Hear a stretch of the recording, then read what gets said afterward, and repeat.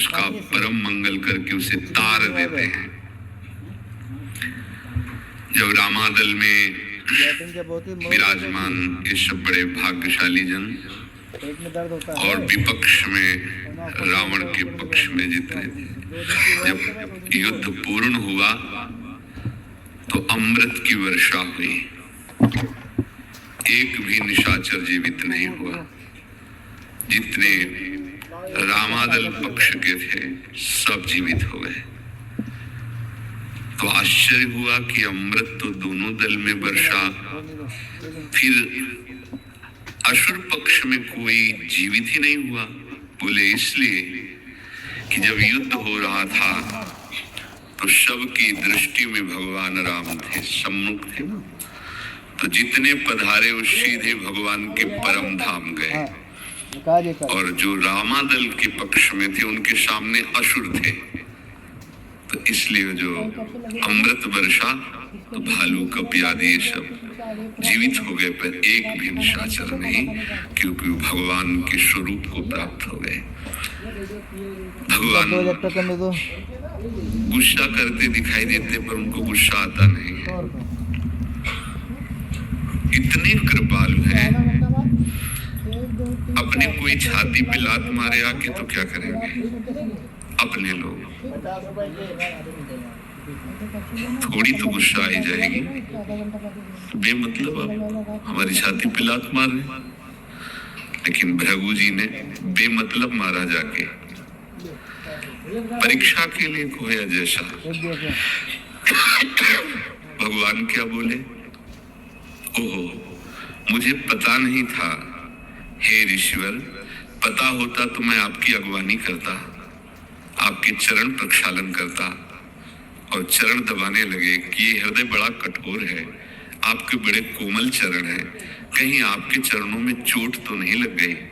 भृगु जी के आंसू आ गए कि ऐसी कृपा तो हम, और बोले आपका ये चरण चिन्ह कभी भी अवतार लूंगा तो ये जरूर रखूंगा। भृगु चरण चिन्ह भगवान धारण कर, कितने कृपालु, उनको कहीं गुस्सा आ सकता है, भगवान को गुस्सा नहीं आता। वो असुरों को भी वो परम पद देते हैं जो बड़े बड़े मुनिजन साधना करके, तपस्या करके चाहते हैं। वो पद भगवान असुरों को दे देते हैं थोड़ी देर की क्रोध लीला करके। ऐसा कोई न समझे कि भगवान नाश कर देते हैं। कभी कहीं ऐसा उदाहरण नहीं आया। जो भगवान में कैसे भी जुड़ गया, चाहे क्रोध से, चाहे काम से, चाहे लोभ से, कैसे भी उसका परम मंगल हुआ, आज तक शास्त्र साक्षी है। हृदय में भगवान को प्रकाशित करना बहुत दुर्लभ बात है। भाई बहुत दिन बाद दिखाई दे रहे हैं, क्योंकि कोई साधु ही हृदय में भगवान को प्रकाशित करता है। जब तक हमारे हृदय में भगवान प्रकाशित नहीं होते तब तक आनंद क्या है ये हम जान भी नहीं सकते।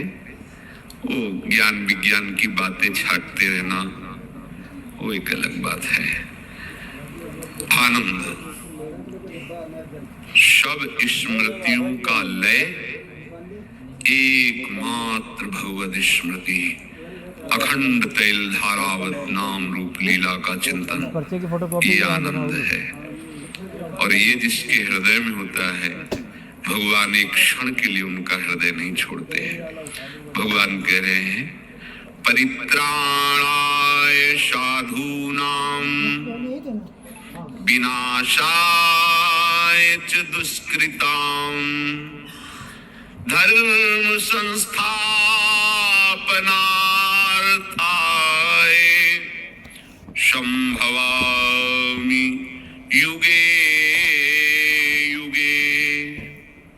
अपने प्राण प्रिय भक्तों की, संतों की रक्षा करने के लिए और पाप कर्म करने वालों का विनाश करने के लिए, धर्म की भली भांति स्थापना करने के लिए मैं युग युग में प्रकट होता हूं, अपने को प्रकाशित करता हूं।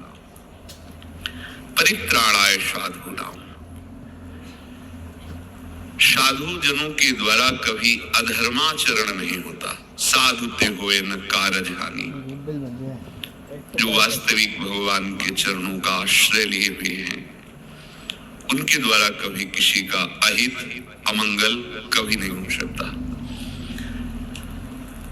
वही संत जन ही धर्म की ध्वजा है। सच्ची मानिए, कलयुग तभी अपना विस्तार कर पाएगा जब संत महात्मा अंतर्धान हो जाएंगे। इस पृथ्वी में जब